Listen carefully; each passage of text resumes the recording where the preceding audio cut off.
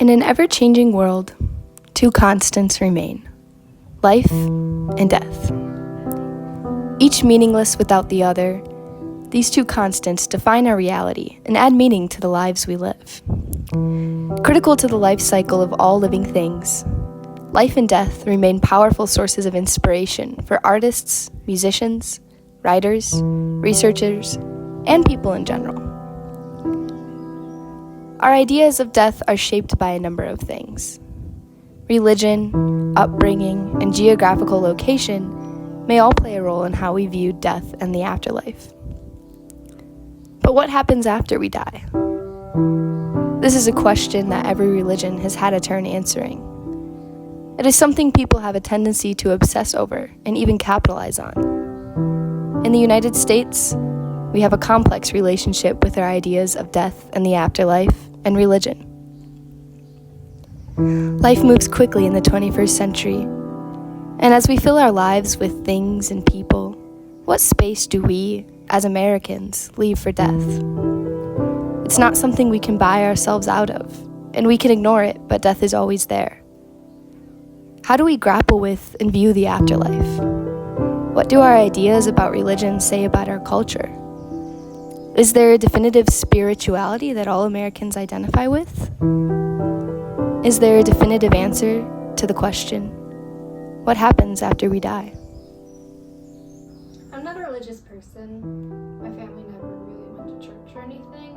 I like to believe that there's a heaven. I like to believe that there is life after death, that I can see those that I love who have died and that they're in a good place right now. And I like to believe that I'd go to heaven because it makes me less scared of dying.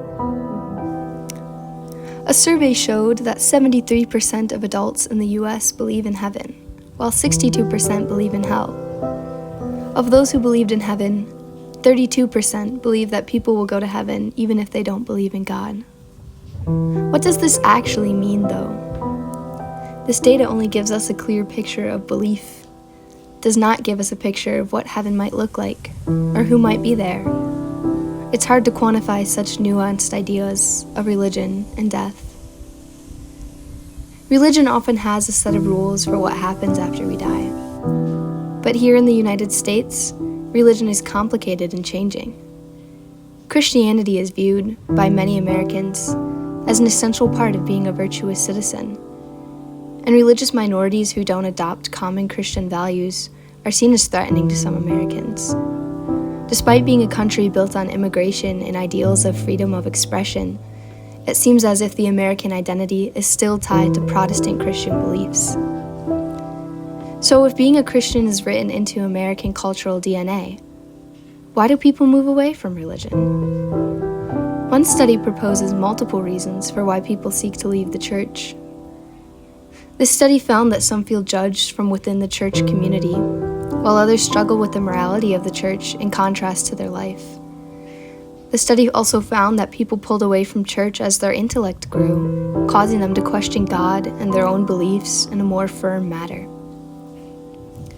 Americans tend to associate atheists with lack of morals and even criminality. This association does not equate with the truth. A case study found that some non-religious parents still found it important to give their children basic morals, drawing inspiration from religious texts.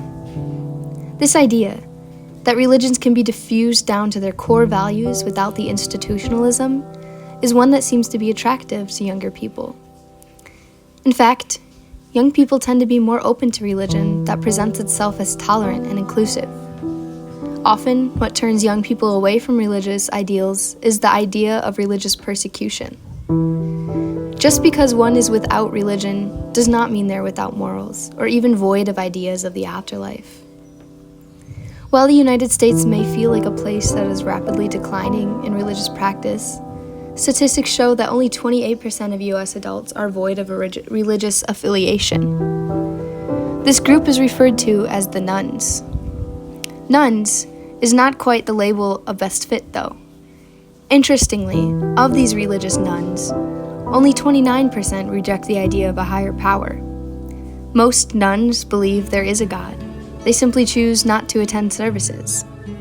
Since religion gives such a rigid structure for the afterlife, it is, again, hard to quantify what this group of people might think of the afterlife. Well, I have no religious beliefs. I'm agnostic. I think that there is, like I said, I think there is something after.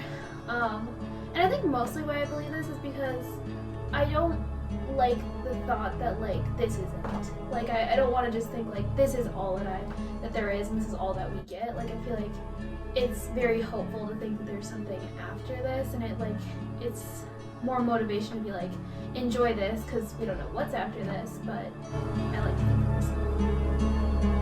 The traditional notion of heaven is difficult to grasp in the modern world. A world of perfection is near impossible to imagine. A separate study found a positive correlation between education and anger towards God. It can sometimes feel like the more we learn and grow as people, the more we question what we believe in. This correlation suggests that the more we learn, the more critical we become of things, notably God.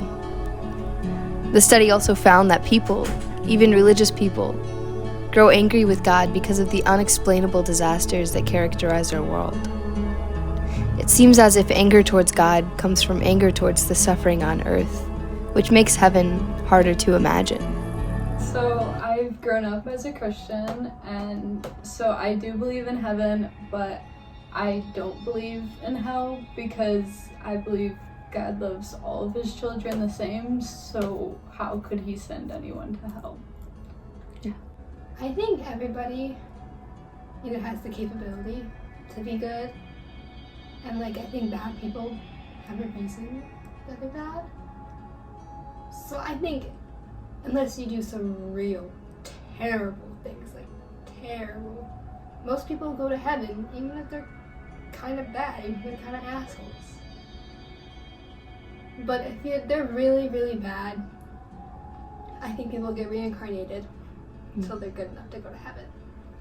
I don't believe hell is real, and I hope hell isn't real, because that'd be really scary.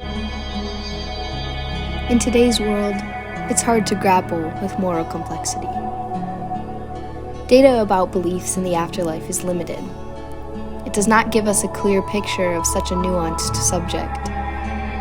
People change their beliefs as they get older and as they experience more of life. Death is not easy to talk about in polite society.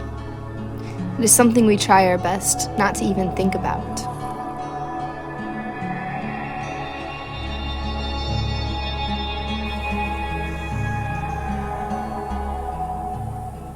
So I used to just try not to think about it as much as I could. But over a break, me and my mom watched this Netflix documentary called, like, I don't know what it's called, but it's about people who had near-death experiences and, like, technically medically died and then regained consciousness. And they all had these similar experiences where, like, loved ones or maybe people they didn't know kind of guided them out of their body, and they had, like, out-of-body experiences. And they went to heaven. And I think people go to heaven. I think that's an interesting question. I definitely think that there is something like afterlife. What that is, I have absolutely no clue. I do kind of like the idea of reincarnation. I think that is cool, where you reincarnate as something that was either important to you in your life or something that is befitting of, like, the life you led, and then eventually you reach, like, the after thing where you reach your final incarnation. I feel like that's a cool concept. There doesn't seem to be a clear statistical answer to what comes after death. We might be able to categorize popular belief, but the truth is hard to come by. We know very little about death, only that it is seemingly the end of life. We know what may happen to our bodies, but we don't know where our minds will go. Speculation about the afterlife is simply that, speculation. No amount of time or research will be able to tell us what comes next. It is an answer we will only have when our own time comes. Life itself is often viewed as miraculous.